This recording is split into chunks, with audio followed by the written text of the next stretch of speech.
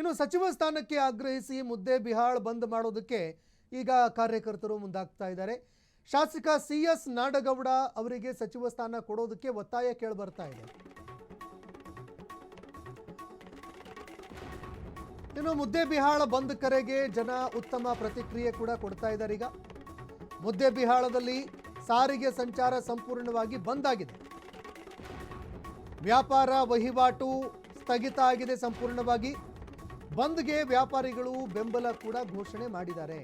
ಬನಶಂಕರಿ ವೃತ್ತದಿಂದ ಬಸವೇಶ್ವರ ವೃತ್ತದವರೆಗೆ ಮೆರವಣಿಗೆ ಕೂಡ ಹಮ್ಮಿಕೊಳ್ಳಲಾಗಿದೆ. ಇವತ್ತು DK ಸಂಪುಟದಲ್ಲಿ ನಾಡಗೌಡ ಅವರಿಗೆ ಮಂತ್ರಿಗಿರಿ ಕೊಡಬೇಕು ಅಂತ ಆಗ್ರಹ ಕೇಳಿಬರ್ತಾ ಇದೆ. CS ನಾಡಗೌಡ 6 ಬಾರಿ ಶಾಸಕರಾಗಿದ್ದಾರೆ. 6 ಬಾರಿ ಸುದೀರ್ಘವಾಗಿ ಶಾಸಕರಾಗಿ ಆಯ್ಕೆಯಾಗಿದ್ದಾರೆ. ಹೀಗಾಗಿ ತುಂಬ ಹಿರಿಯ ಮುಖಂಡರು ಕೂಡ ಹೌದು. ಈ ಕಾರಣಕ್ಕಾಗಿ ಅವರನ್ನ ಸಚಿವರಾಗಿ ಪರಿಗಣಿಸಬೇಕು. ಯಾಕಂದರೆ ಈ ಹಿಂದೆಯೂ ಕೂಡ ಅವರು ಸಚಿವಾಕಾಂಕ್ಷಿಗಳ ಪಟ್ಟಿಯಲ್ಲಿ ಇದ್ದರು, ಆದರೆ ಸಚಿವ ಸ್ಥಾನ ಸಿಕ್ಕಿರಲಿಲ್ಲ.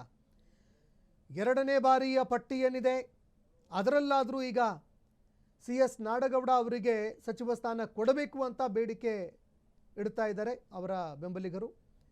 ದೃಶ್ಯಾವಳಿಯಲ್ಲಿ ನೋಡ್ತಾ ಇದ್ದೀರಿ. ಮುದ್ದೇಬಿಹಾಳ ಬಂದ್ಗೆ ಕರೆ ಕೊಟ್ಟಿದ್ದಾರೆ.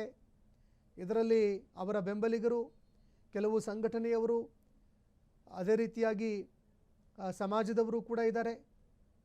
ಒಂದು ದೊಡ್ಡ ಹೋರಾಟ ಮಾಡಿದ್ದಾರೆ. 6 ಬಾರಿ ಶಾಸಕರಾಗಿ ಆಯ್ಕೆಯಾಗಿದ್ದಾರೆ. ಇನ್ನು ಸತತವಾಗಿಯೂ ಕೂಡ ಅವರು ಗೆದ್ದು ಬಂದಿದ್ದರು.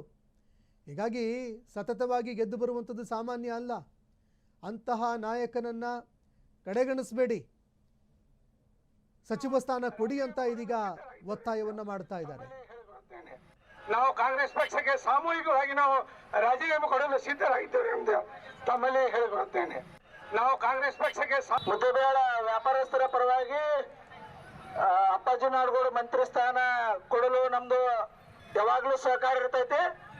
ಜೇರ್ಕರ್ತ ಮುಂದೆ ಒಂದ್ ವೇಳೆ ಮಂತ್ರಿ ಸ್ಥಾನ ಕೊಡಲಿಲ್ಲ ಅಂದ್ರೆ ಯಾವಾಗಲೂ ಅಪ್ಪಾಜಿ ನಾಡಗೌಡ ಸಹಕಾರ ಇರ್ತೈತಿ. ನಮ್ಮ ಸ್ವ ಇಚ್ಛೆಯಿಂದ ನಾವು ಇವತ್ತು ಬಂದ್ ಮಾಡಿರ್ತೀವಿ, ಮುಂದೂ ಬಂದ್ ಮಾಡ್ತೀವಿ ಅಂತ ಹೇಳ್ತೀನಿ. ಮುದ್ದೇಬಿಹಾಳ ವ್ಯಾಪಾರಸ್ಥರ ಪರವಾಗಿ